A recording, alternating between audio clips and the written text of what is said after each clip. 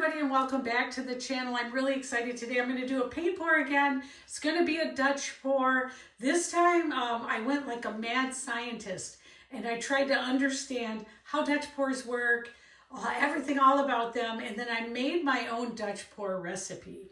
I'm calling it Aurora. That's what I named her. And I made my own medium for mixing with the paint. And we're going to see how that looks today. It could be really good and it could not be really good. I don't want to say bad. I don't like that word. It could just not be very good. But anyway, I have it here and I've mixed it into the paint, so I'm all ready to go. We're going to paint on a record. Today we're doing Conway Twitty, scratched up record of his.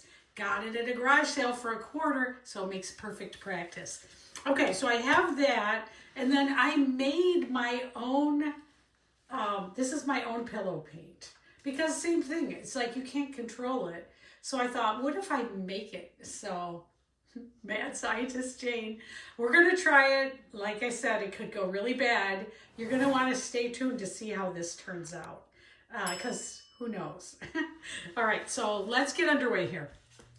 All right, so we're going to start by making a puddle in the middle. We're going to start with Prussian blue. Okay, because I'm doing a small one, I'm not gonna put as much paint on there as I think it would if I was doing a big canvas, okay? But let's get enough on there to give this a good try. Okay, all right, next is teal. Okay, oops. All right, then King's blue.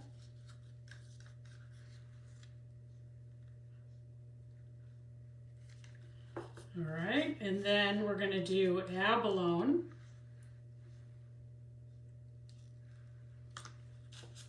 Tail feather.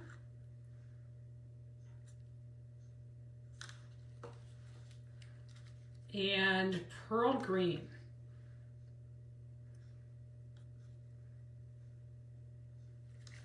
Let's move these out of the way so we don't tip them over. Then lastly, we're going to add a little bit more of the Prussian blue on top. All right. And then some cell activator.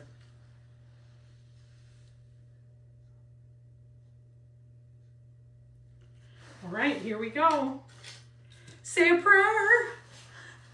Okay, Lord, please let this be great. Okay, we're going to do high power.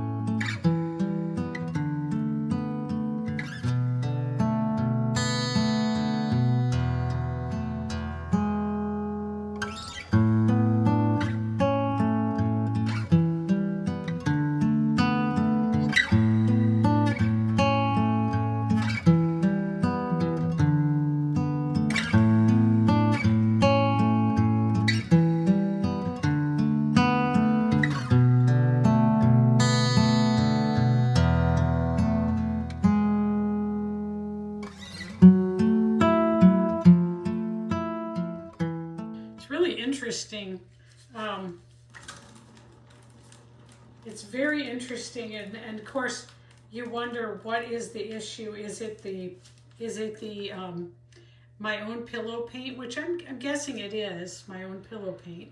But we're going to keep spinning it out because then we're going to do another one, but we're going to use black this time. We're going to use Sherwin-Williams black. Yeah, so what's nice is the paint moved. I love that. But I got wonky cells and nothing really good. So I'm going to speed it up here. And then we're going to put the next one on and give that a try. Yeah, so I don't love this. Let's see. That's just a goofy looking mess. Conway Twitty, sorry. But look at that. That is that did not come out in my mind. Okay, so, but I like some of the things that did happen. So let me go put this up. Okay, you guys, the craziest thing happened. So I set it aside and I came back to video it for you in about an hour, and look how it looks. Oh my gosh, it changed so much. It's amazing. And then the next day, it got even crazier. Look at this.